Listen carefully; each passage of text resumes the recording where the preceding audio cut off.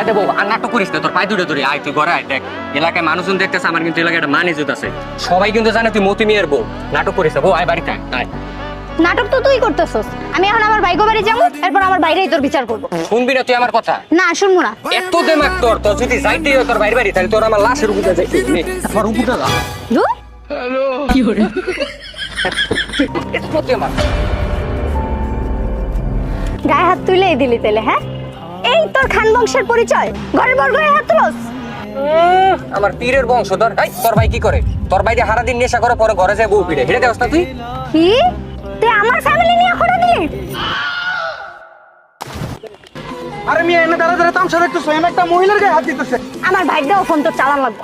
বাসায় যা চুরি করে বয়ে থাক। রাস্তার মধ্যে দাঁড়ায় মেয়ে মানুষের গায়ে হাত তোলস, তোর সাহস তো কম বলো না? হ্যাঁ, আরে ভাই আপনি হুদাই পেঁচাইতেছেন, ওরা দেখতে দেয়া যায় একটা বোর মতো, বাস্তব একটা শাকচুন্নি। এই রে বেশি বলে লেলাম না। মতি মিয়া নাম ওর, এই এলাকায় ওর একটা মান সম্মান আছে। কলার ছাড়, ছাড় কলার। কি করে? চলো বাসায় চলো।